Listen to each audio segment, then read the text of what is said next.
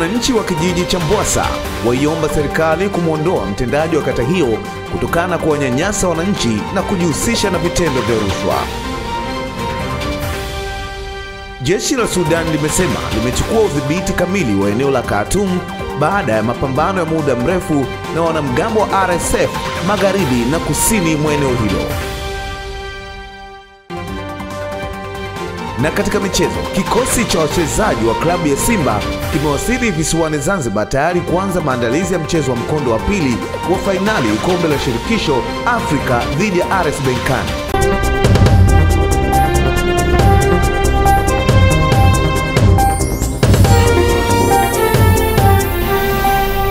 Naam, hujambo mtazamaji popote pale ulipo. Hii ni Channel 10 Plus habari, nami ni Filipina Ndwata.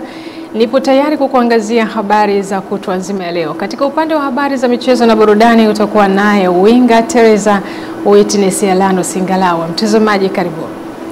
Rais wa Jamhuri ya Muungano wa Tanzania Mheshimiwa Dr. Samia Suluhu Hassan amesema Tanzania na Namibia zimekubaliana kuongeza juhudi za kukuza ushirikiano wa kiuchumi kwa kutafuta njia madhubuti za kukuza biashara baina yao, ikiwa ni pamoja na kuwezesha uwepo wa miradi mikubwa ya uwekezaji kutoka pande zote mbili. Wakizungumza na vyombo vya habari, yeye na mgeni wake Rais wa Jamhuri ya Namibia Mheshimiwa Dr. Netumbo Nandi Ndaitwah, mara baada ya mazungumzo rasmi, Rais Dr. Samia alisisitiza umuhimu wa sekta binafsi katika kuchochea ajira kwa vijana na kupunguza umaskini. Aidha, marais hao walieleza dhamira ya kupanua ushirikiano katika maeneo ya elimu, utalii, mazingira, mifugo, uvuvi na nishati, na kuweka msisitizo kwa sekta binafsi kuwekeza kwa kiwango kikubwa tofauti na hali ilivyo sasa.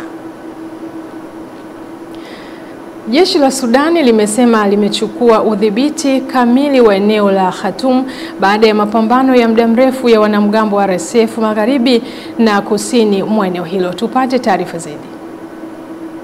Haya yanajiri wakati ambapo Sudan imesema Umoja wa Falme za Kiarabu umehusika na shambulizi katika mji wa Port Sudan mwezi huu. Msemaji wa jeshi la Sudan Brigadier General Nabil Abdullah amesema miongoni mwa maeneo yaliyochukuliwa na jeshi ni mji mkuu Khartoum na mji ulio karibu na Omdurman na Khartoum North au Bahari.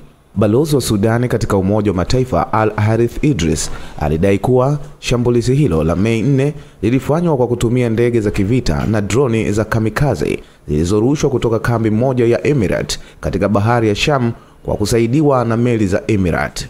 Habari hii imekuwa ni ushindi mwingine wa hivi karibuni wa jeshi katika vita vyake vya zaidi ya miaka miwili na wanamgambo hao, ingawa Umoja wa Falme za Kiarabu umekanusha tuhuma hizo na kulani shambulizi hilo. Shabani Mpute, Channel 10 Plus. Naam, shukrani Shabani Mpute kwa taarifa hiyo. Rais wa Zanzibar na mwenyekiti wa Baraza la Mapinduzi Mheshimiwa Dr. Hussein Ali Mwinyi ameshuhudia utiaji wa saini baina ya Serikali ya Mapinduzi ya Zanzibar na benki ya CRDB mkataba wa mkopo wa shilingi bilioni 440 kwa ajili ya ujenzi wa skuli 23 za kisasa za ghorofa.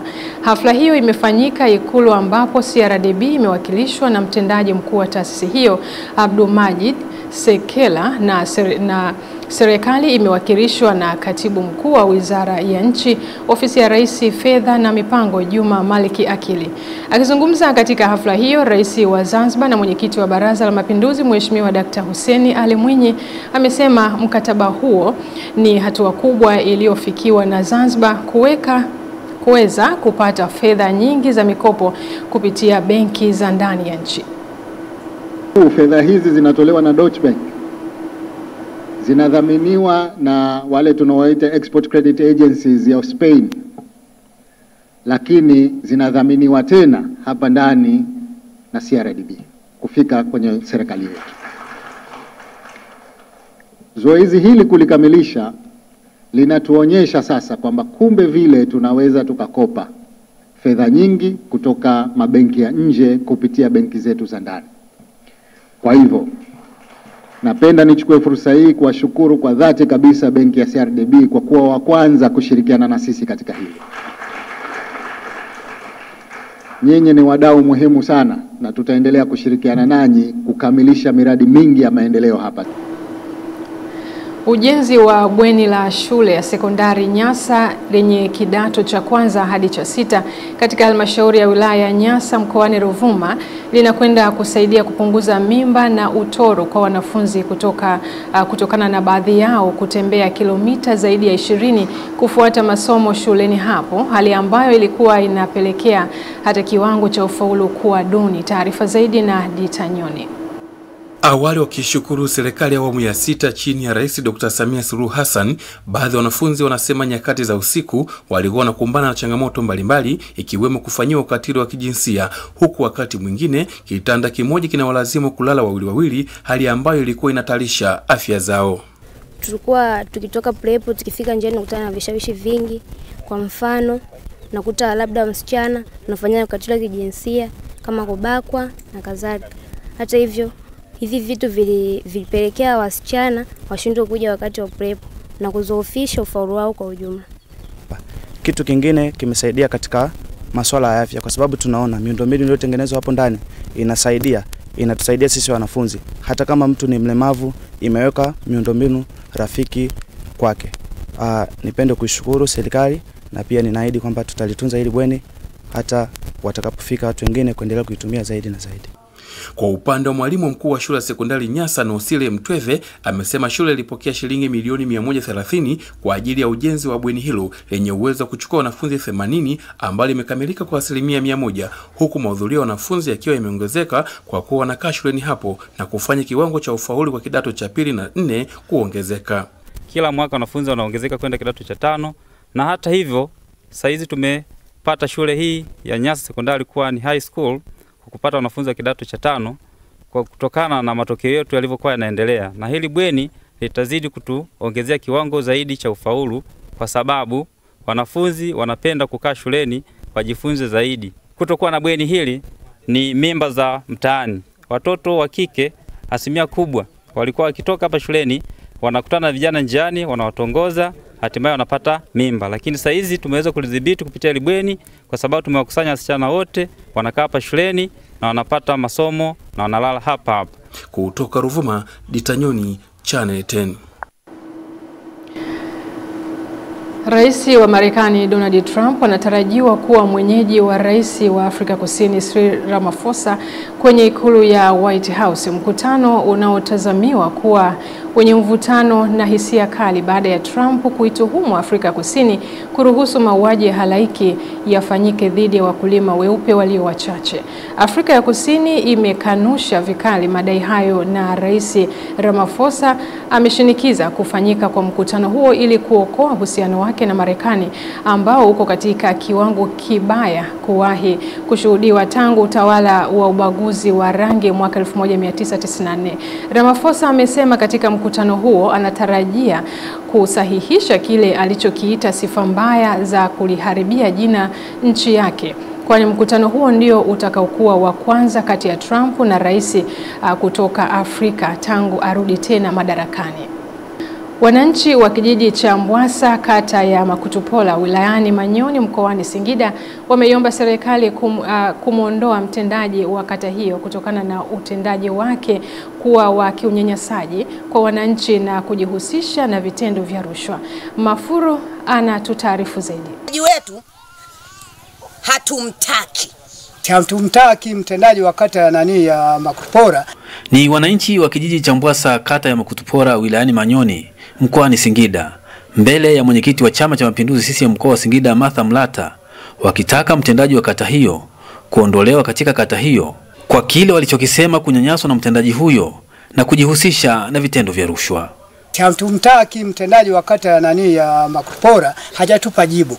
Uandikishaji hauendi vizuri. Hili jibu litatoka lini kwamba mtendaji wa kata ya Makutupora hatumtaki? Hatumtaki kwa sababu yeye anaendesha vibaya kata yake ya Makutupora. Kama mkurugenzi ataendelea kumpenda, ampangie kituo kingine usalama wake uwepo. Kageuza watoto wetu kama mitaji. Mtoto wa sekondari anapokuwa pale shuleni akapewa ujauzito, akarudi nyumbani, yeye anakwenda kumbana nani? Mzazi. Piga 800, piga 400, piga laki ngapi? Sababu kubwa ya kumtaka mtendaji huyo kuondolewa ni ipi? Lakini anapenda rushwa. Kinachomsababisha ni rushwa. Kwa kweli huyu mtendaji wetu hatumtaki moja kwa moja, kwa sababu huyu mtendaji wetu anapenda sana rushwa. Kuna mambo mengi sana ndani ya miaka mingapi aliyokaa hapa, kwa kweli tumeumizwa na tumeumia sana. Habari nzuri kwao ni hii kutoka kwa mwenyekiti wa CCM mkoa wa Singida, Martha Mlata. Hakuna mtendaji yoyote aliyeajiriwa na serikali ya Chama cha Mapinduzi ambaye ametumwa akawanyanyase wananchi, kwamba mtendaji huyo nimeshamuondoa.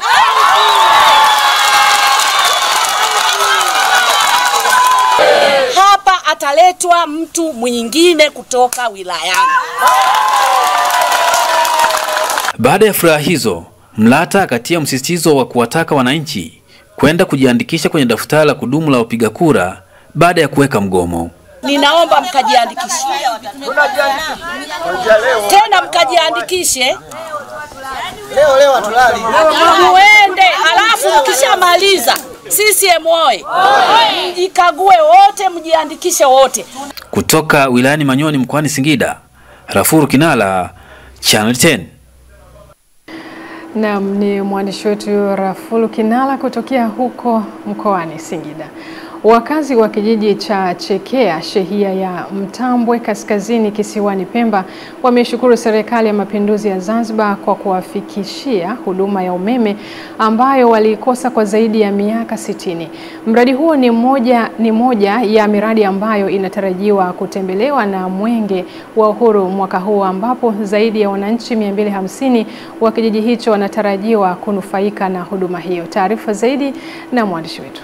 Wakazi hao wameeleza furaha zao mbele ya kamati ya usalama ya mkoa wa Kaskazini Pemba na baadhi ya viongozi wengine wa serikali walipotembelea kijijini hapo, ambapo wamesema wamefarajika kufikishiwa huduma hiyo ya umeme kijijini kwao, jambo ambalo litakuwa ni kichocheo cha ukuaji wa uchumi wao. Wanake tushasumbuka muda mrefu sana, tunakuwa tukihitaji umeme muda mrefu sana, lakini mara hii kwa uwezo wa Mwenyezi Mungu na kwa viongozi wetu waliotuzunguka, mimi nimefurahia sana kupata umeme, na nimefurahi sana vile kiongozi wetu kuja kututembelea, na tumeupokea vizuri na bado tunaendelea katika huduma. Tunashukuru, tutasaidia kadri ya uwezo wetu, kwa sababu uwezo wetu ni mdogo, bado kidogo hatuna, kwa sababu kijiji chetu bado kidogo, lakini nashukuru alhamdulillah, si haba hapo ulipofika, nashukuru si haba, tumefarijika. Mwenyekiti wa kamati ya usalama ya mkoa huu, Mheshimiwa Salama Mbarukwatibu, akizungumza wananchi hao, amewataka kuchangamkia fursa kuunganisha umeme ambayo itakuwa na punguzo. Waombe sana umeme huu utakuwa na punguzo. Tutalipa 200,000 kama kawaida, lakini utakuwa na punguzo ili kila mtu aweze kuingiza umeme katika nyumba. Kwa hiyo itumieni fursa hii, fursa ya Dr. Hussein Ali Mwinyi, ni imani ya Dr. Hussein Ali Mwinyi, lakini ni heshima ya Dr. Hussein Ali Mwinyi kuwaheshimu wananchi, kwa sababu wao ndio ambao wamempa heshima.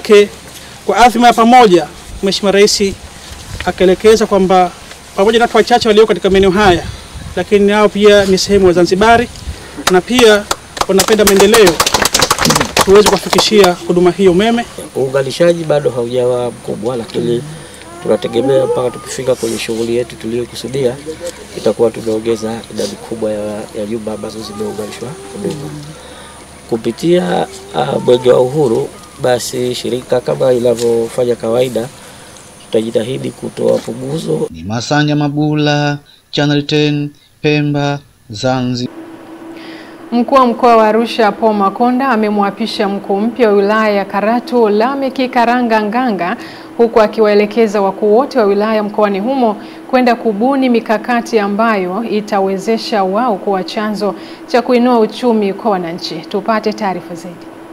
Makonda amewataka wakuu wa wilaya kuwa ubunifu kwa kuchukua maamuzi sahihi kwa kutengeneza mazingira bora katika sekta za uzalishaji kama vile kilimo ama utalii, na hivyo wananchi kuweza kujiingizia fedha za kutosha. Kwa kwenye wilaya pale Karatu, lazima ufikirie namna gani Karatu inaweza ikawa ni fursa kwa wananchi kutengeneza nini? Pesa. Kama ni kilimo cha viazi, kama ni kilimo cha vitunguu, kama ni kilimo cha mpunga, chochote kile, kama ni watalii, tuhakikishe tunatengeneza mazingira ya wananchi wetu kupata nini? Pesa. Na hiyo mkiweka kipaumbele kwenye halmashauri, bajeti zenu mnaangalia hivi wananchi wetu wanaishi kwa kutegemea nini hasa. Afu kile ambacho mnakiona kinaongoza kwa pamoja, mnakitengenezea miundombinu wezeshi ili kiweze kuzalisha fedha nyingi zaidi na wananchi wafanye shughuli nyingi zaidi. Kwa upande wao viongozi wa dini wamesisitiza umuhimu wa utumishi wa umma kwa hudumia wananchi. Nimepita kwenye uteuzi niliopita, lakini mwisho wa siku kila mmoja ajitambue kwamba Mungu ndiye amemuita kufanya hicho anachokifanya.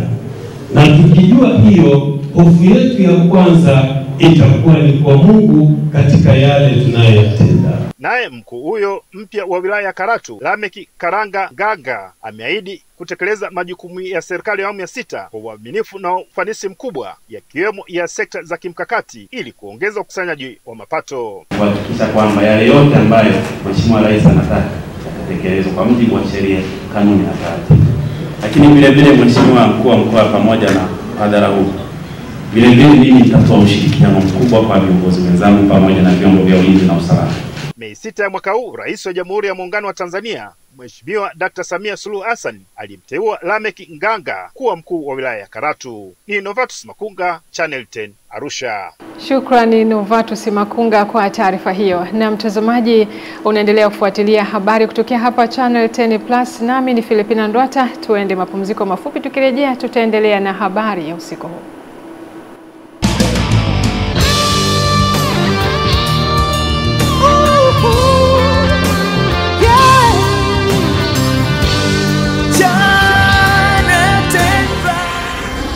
Channel 10 Plus.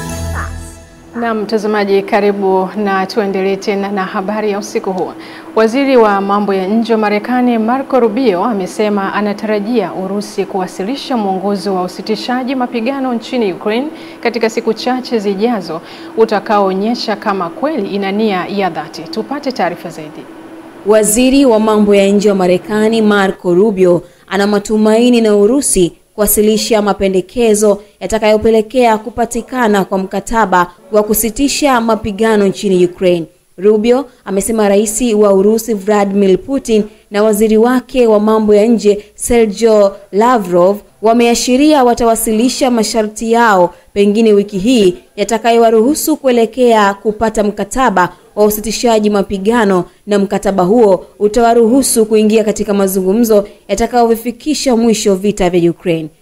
Rubio amesema rais wa Urusi Vladimir Putin hajafanikiwa kumshawishi rais wa Marekani Donald Trump kuhusu jambo lolote, lakini pia kwa upande mwingine Urusi haijaashiria kubadili msimamo wake wa kulegeza kamba tangu Trump aliporejea madarakani Januari mwaka huu na hadi ya kuvifikisha mwisho vita vya Ukraine kupitia mdahalo. Kwa upande wake, rais wa Ukraine Volodymyr Zelensky amesema ni wazi kwamba Urusi inajaribu kuvuta muda ili iendelee na vita vyake na kuikalia Ukraine. Wakati yote haya yakiendelea, mawaziri wa fedha wa nchi zilizostawi kiviwanda duniani za G7 wanakutana nchini Canada kwa mazungumzo yanayojikita katika mzozo wa Ukraine na kuyumba kwa uchumi wa dunia kulikosababishwa na ushuru uliowekwa na rais wa Marekani Donald Trump. Esther Mtebe, Channel 10 Plus. Waziri wa nchi ofisi ya rais, tawala za mikoa na serikali za mitaa TAMISEMI Mohamed Mchengerwa anatarajia kufungua soko jipya Vingunguti la kuuza nyama choma na biashara za wajasiriamali Ijumaa tarehe 23 mwezi wa 5 ya wiki hii baada ya kukamilika kwa ujenzi wake. Lengo ni kwa ajili ya maandalizi ya uzinduzi wa soko letu ambao tunatarajia kuzindua siku ya Ijumaa, na mgeni rasmi atakuwa kakaangu Mohamed Mchengerwa, waziri wa TAMISEMI. Lakini nichukue fursa hii ya kumshukuru na kumpongeza Mheshimiwa Rais Dr. Samia Suluhu Hassan, zaidi ya milioni 700 ameweza kutupatia kwa ajili ya ujenzi wa soko hili. Tunamshukuru sana. Soko hili litakuwa kivutio kwa wananchi wote, lakini na wafanyabiashara kwa ujumla na jiji letu kwa ujumla. Lakini nimshukuru rafiki yangu Jeda ambaye ni mdau wa maendeleo. 2019 hadi 2020 alihamisha biashara zake na kupeleka China.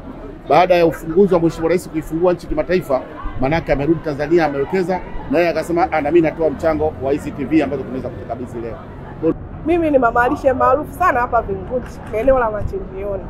ni kwamba tunamshukuru sana Mheshimiwa na Daktari Samia Suluhu Hassan kwa kuwa jinsi alivyowekwa madarakani baada ya kuwa yeye ni rais. Kwa kweli ni mengi ambayo ametutendea kama mama, bila kumsahau Mheshimiwa Meya Omar Kumbilamoto na nifanye na wafanyabiashara wote ambao wote tumevumilia mpaka tumefikia kwenye kipindi hiki hapa. Tunajipa pongezi sana kwa kuvumilia. Mwenyezi Mungu amjalie baraka ambazo za hiyo Ijumaa siku ya uzinduzi, Mwenyezi Mungu atufikishe salama, tufike salama tuje kuangalia wa uzinduzi ili tupate maeneo yetu ya kufanya biashara. Toka wakati huo mpaka leo, kwa hiyo litakapofunguliwa soko hili, sisi watu wazee wa Vingunguti ndio tutakuwa yani kwetu ufumbuzi. Mimi nasema sasa hivi hili soko limekuja kuboreshwa kwa sababu mwanzo tulikuwa tunakaa hapa kwenye matope. Hapa shekhe, matope mwanzo mwisho.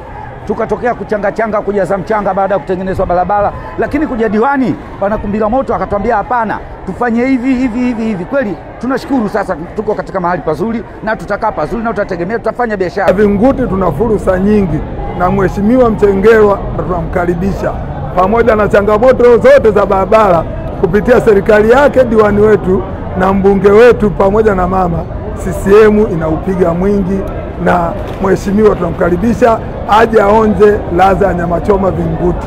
Bodi ya nishati vijijini REB imepongeza ubunifu uliofanywa na gereza la Babati kwa kutumia teknolojia ya gesi vunde biogas ambayo inatumia kinyesi cha ng'ombe katika kuzalisha gesi ambayo inatumika kwa ajili ya kuandaa chakula cha wafungwa zaidi ya 600. Taarifa zaidi na Jimmy Mengele. Akikagua utekelezaji wa mradi wa nishati safi ya kupikia unaotekelezwa na wakala wa nishati vijijini REA na jeshi la magereza, mkurugenzi wa bodi ya nishati vijijini REB, Mheshimiwa Balozi Ladhia Msuya, amesema mabadiliko ya kimapinduzi yanayofanywa na gereza la Babati yanatakiwa kuigwa na wadau wengine.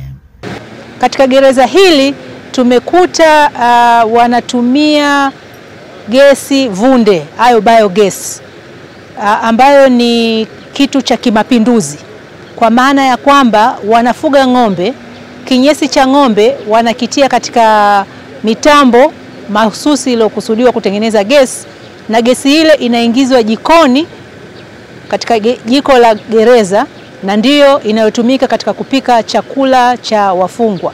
Kwa hiyo tumeona mapinduzi makubwa hapa ndani. Kwa upande wake, mkuu wa gereza la mkoa wa Manyara ACP Solomoni Mwambingu amesema wametekeleza agizo la Rais wa Jamhuri ya Muungano wa Tanzania kwa kuanza kutumia teknolojia nishati safi ya kupikia kwa gesi vunde kwa gereza la Babati.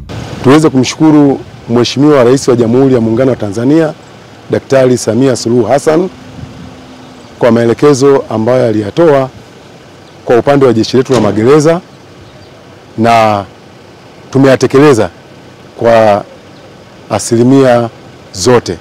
Magereza yangu yote yanatumia nishati safi ya kupikia. Aidha, akitoa taarifa ya matumizi ya nishati safi nchini kwa wajumbe wa bodi ya nishati vijijini REB, mhandisi Anet Nianabo, mwandishi wa miradi kitengo cha nishati jadidifu na teknolojia mbadala REA, amesema REA imetoa elimu kwa jamii juu ya umuhimu wa kutumia nishati safi, ikiwemo kuuza mitungi ya gesi 880 kwa bei ya punguzo la 50%, ambapo mpaka sasa kwa nchi nzima tangu Agosti 2023 jumla ya semina 42 tayari zimefanyika, ambazo zimekuwa zikifanyika kupitia makongamano, maonyesho na maadhimisho mbalimbali ya kitaifa.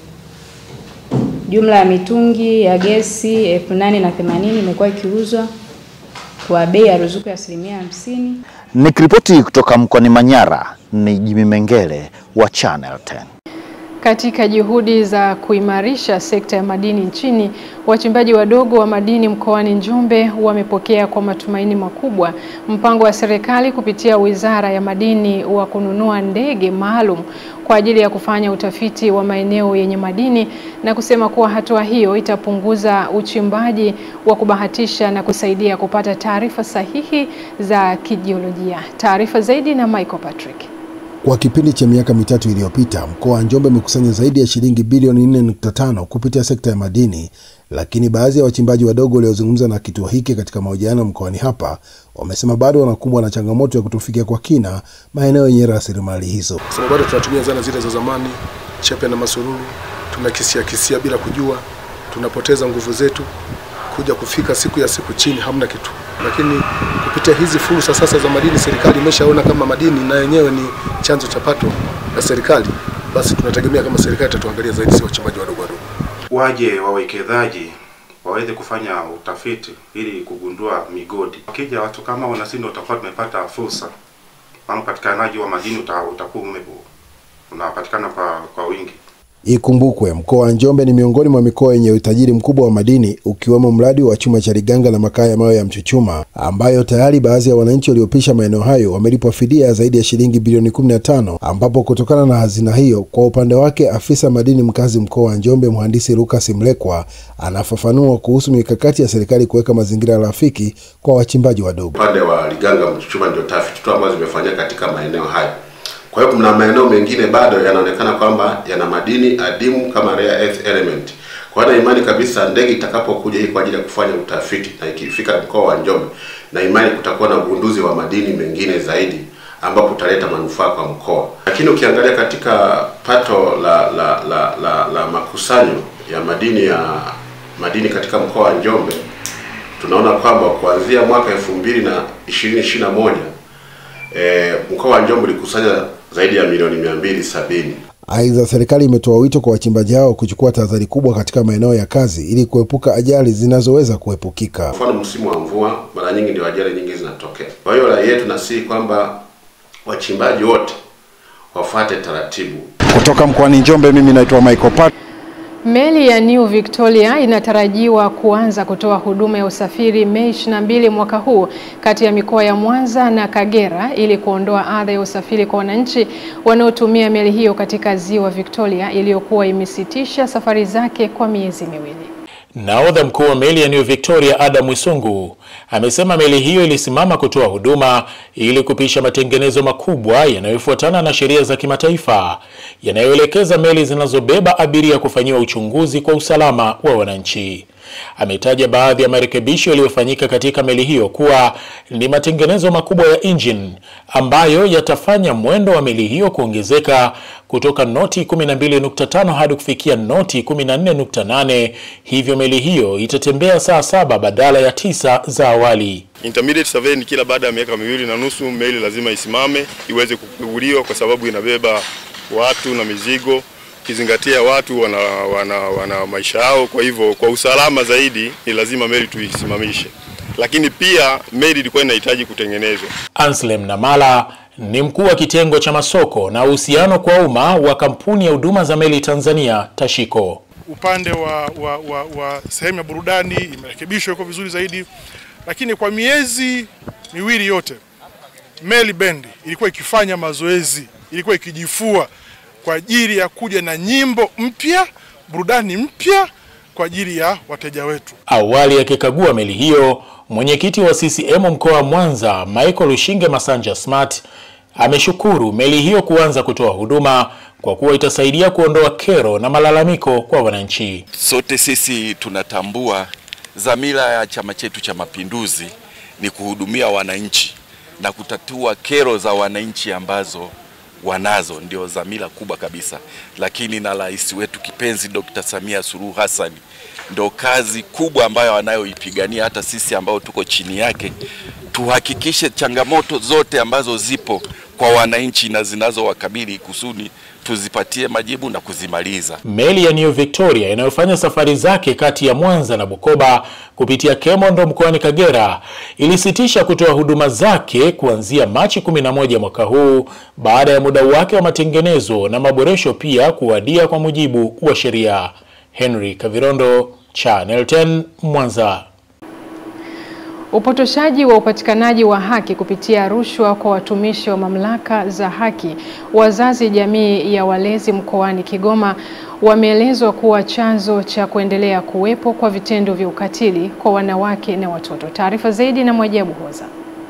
Kauli hiyo imetolewa wakati wa kikao cha tathmini ya mpango wa kupunguza vitendo vya ukatili kwa wanawake na watoto mkoani Kigoma, ambapo katika harakati za upatikanaji wa haki za vitendo vya ukatili kumekuwa na upotoshaji wa ukweli miongoni mwa jamii ama mamlaka za utoaji wa haki. Kuna vitu vitatu ambavyo vinategemeana ili kesi ya manusura aweze kupata haki yake. Kuna polisi, kuna hospitali kama kesi yake inampelekea kwenda kupata labda kufanya vipimo vyovyote kudhibitisha kwamba kweli kafanywa kitu fulani, na pia kuna mahakama. Sasa hii sehemu moja ikikwama, ina maana inasababisha yule manusura asipate haki yake ya msingi. Mchakato wa kesi unaanzia, upelelezi unaanza huko chini ya jeshi la polisi, na mpaka unapokuja kwenye ofisi ya mashtaka na mahakamani, inakuwa kwamba baada ya muda fulani unakuta hizi familia zinataka kumaliza haya mambo nje ya kisheria. Ukiachilia mbali kuwepo kwa sheria na sera, bado ongezeko la vitendo vya ukatili limekuwa likishika kasi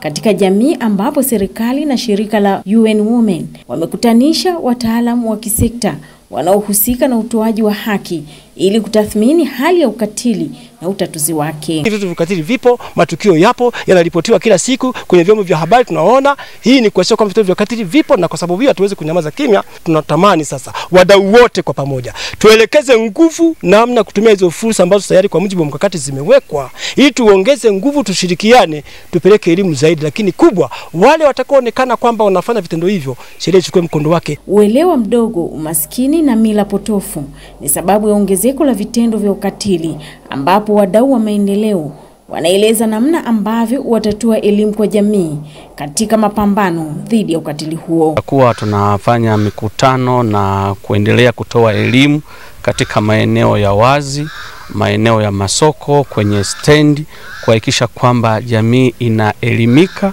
na kuendelea kupinga ukatili unaofanyika. Mwajabu Hoza, Channel 10, Kigoma.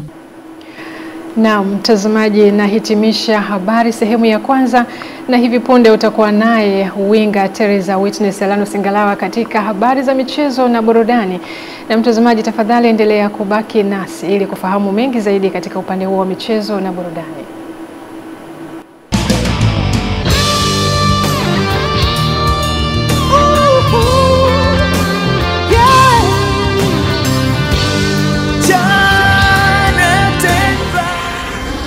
Channel 10 Plus.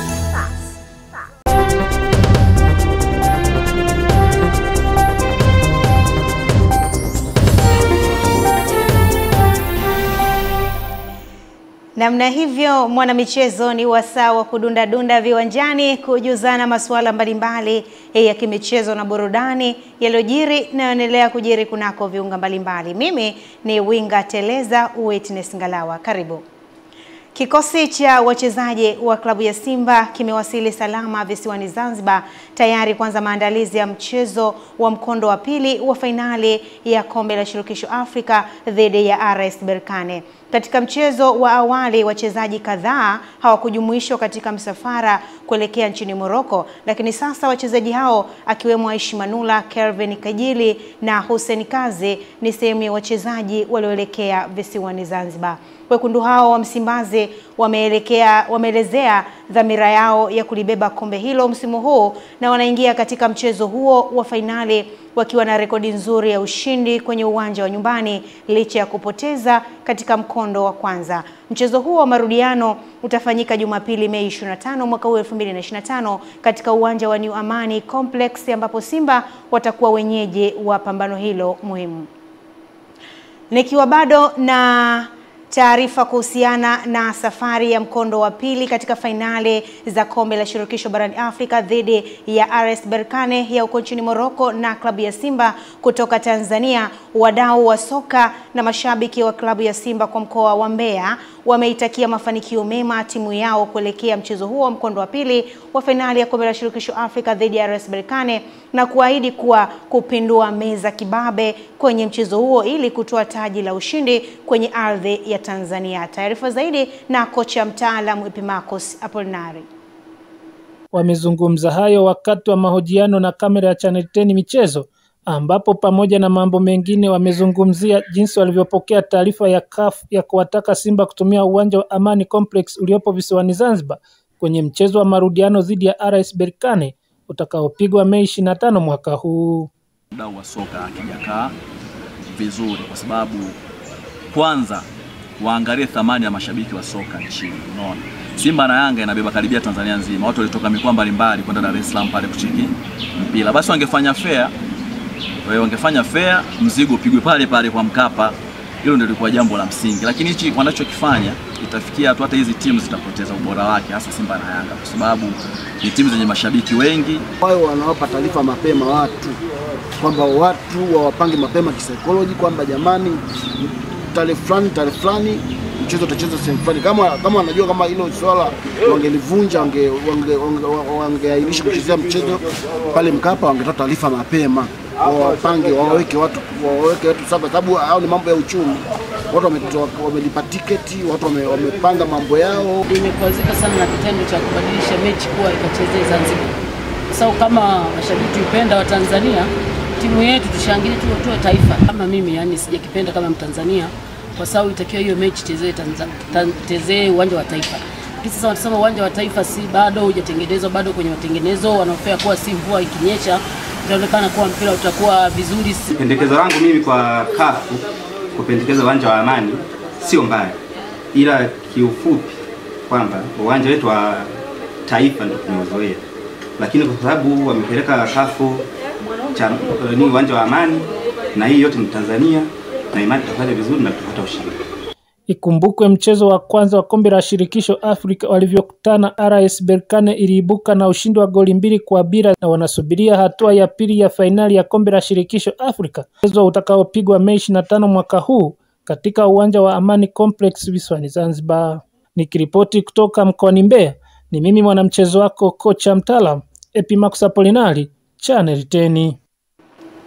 Shukrani kocha mtaalamu Epimax Apolinari kwa taarifa hiyo. Baada ya JKT Queens kuendeleza ubabe soka la wanawake kwa kutoa ubingwa wa ligi ya wanawake kwa kuifunga Gates Program bao 5-0 katika uwanja wa Jamhuri jijini Dodoma, kocha wa kikosi hicho Esther Chabruma ameweka wazi mipango ya mbeleni kuelekea michuano ya Sekafa kwa ngazi ya wanawake. Taarifa zaidi na mwanamchezo wetu Leon Mwacha kutoka Dodoma. Ubingwa huu unachukuliwa mbele ya macho ya mabinti wa mfalme Simba Queens ambao kwanza waliwaadhibu JKT Queens, adhabu ambayo ililipwa na Mashujaa. Kocha Chabruma ni kama anawashukuru Mashujaa kwa kuwarahisishia njia na tena akiitaka Sekafa mchana kweupe, huku kocha wa Gates Program Miraji Fundi akijihisi vibaya kushindwa kuheshimisha makao makuu ya nchi Dodoma. Baada ya kupoteza ule mchezo na Simba, tulirudi tena kambini kwetu, tukaja tukakaa nao kikao wachezaji wetu, tukawaambia huu ni mpira, kama leo sisi tunapoteza na yeye anaweza kupoteza kwenye mechi yoyote. Kwa hiyo kikubwa sisi tushinde, tuendelee kushinda mechi zetu. Kwa bahati nzuri wao wakaja wakasuluhu na Mashujaa, wakaturahisishia sisi kwenye njia nyingine kuelekea katika kinyang'anyiro cha ubingwa. Cha kwanza ni wapate kwanza kupumzika, lakini pia tuanze kuandaa maandalizi mengine kuelekea kwenye mashindano ya Sekafa. Mimi kwa kweli nasikitika kwa sababu Dodoma ni makao makuu na timu yetu nilitegemea kwamba ingeweza kulinda heshima ya Dodoma, lakini bado tunatakiwa tujipange ili Dodoma iendelee kuwa na timu ya wanawake. Msemaji wa timu ya JKT amesema mafanikio ya JKT Queens ni uthibitisho tosha kuwa Tanzania kuna vipaji na wanajitosheleza hata pasipo na usajili wa nje, kwani timu hiyo ina wachezaji wa Kitanzania pekee, huku nahodha wa JKT Queens akiwaahidi moshi mweupe mashabiki wao. JKT Queens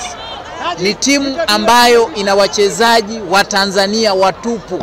Tunashindana na timu zilizosheheni wachezaji kutoka katika mataifa mbalimbali. Na hii tosha kusema kwamba Tanzania tunao wachezaji wenye uwezo mkubwa sana kuliko wachezaji tunaowakimbilia kutoka katika mataifa ya nje.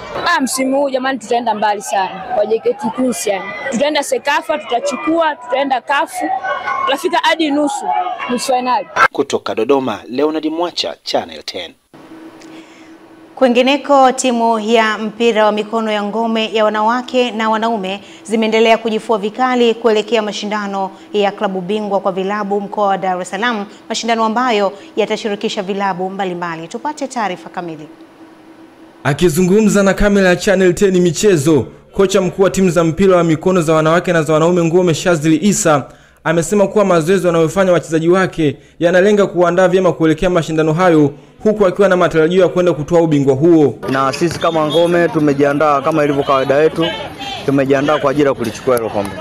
Yaani umezungumza swala zuri, tunafanya mazoezi haya muda nyakati tofauti kulingana na ratiba ambazo zinapangwa za mashindano. Unaweza kukuta ratiba za mchana, za jioni na za asubuhi.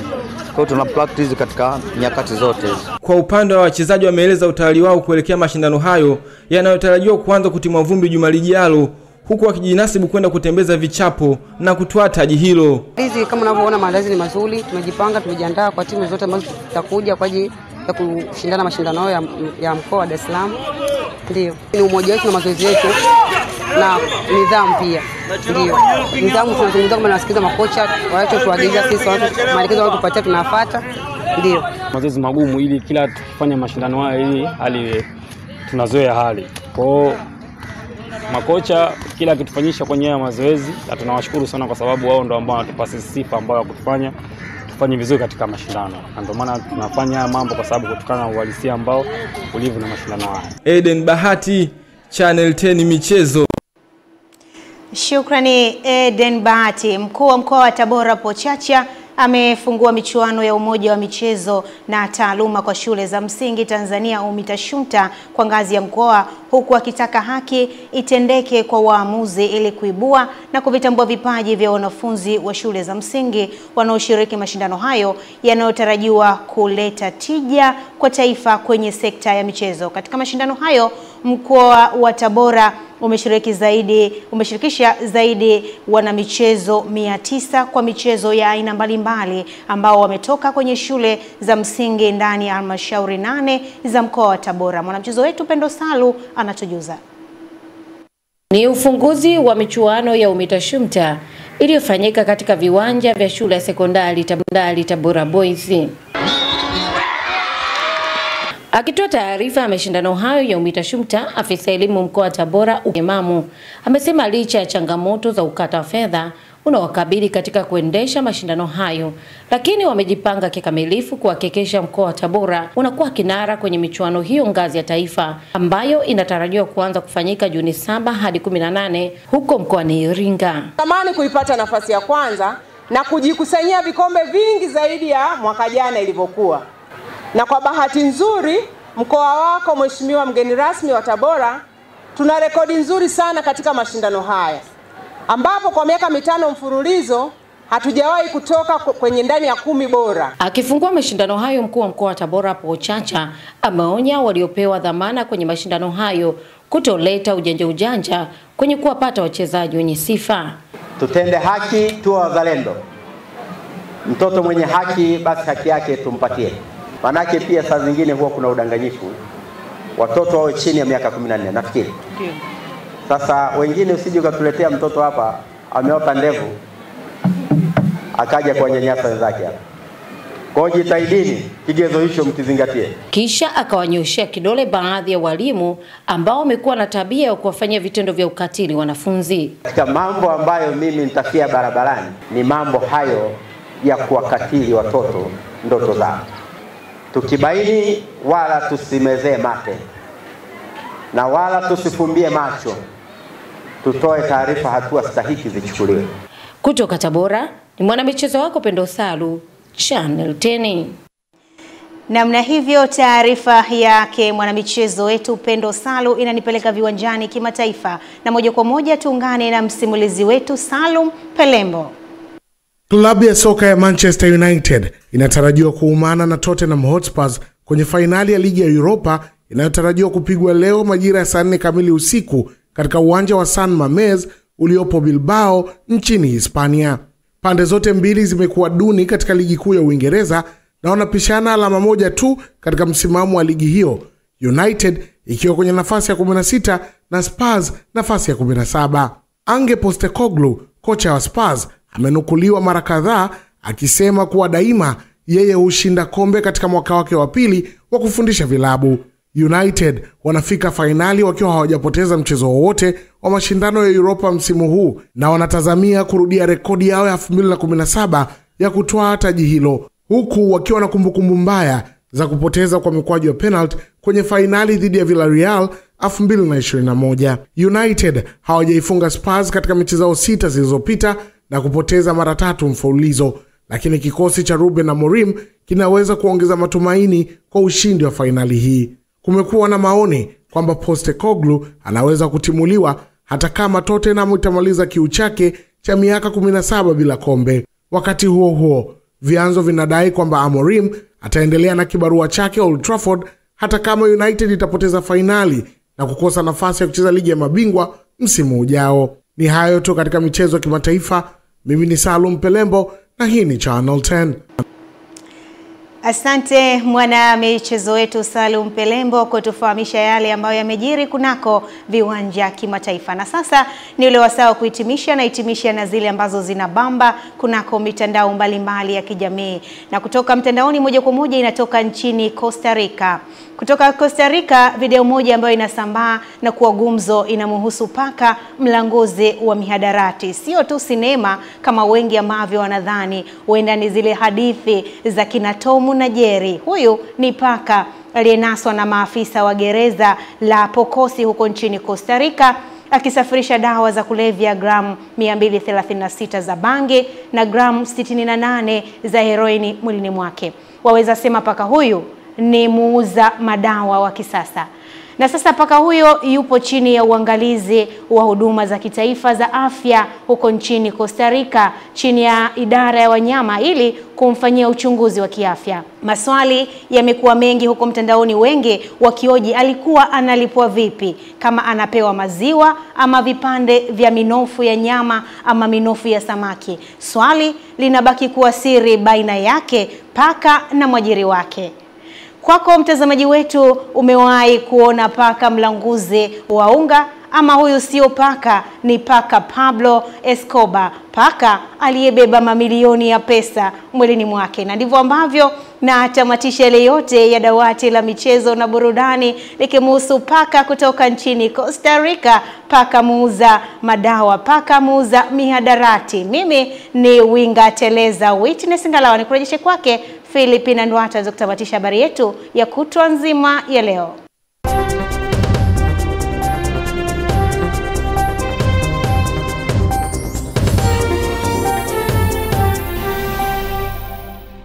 Naam, huyo ni Winga Teresa Witness Elana Singalawa ambaye ametamatisha habari hizo za michezo na burudani. Na mtazamaji, nami ndivyo ambavyo natamatisha habari za kutwa nzima ya leo. Kwa niaba ya wenzangu wote walioandaa, ulikuwa nami Philipina Ndwata.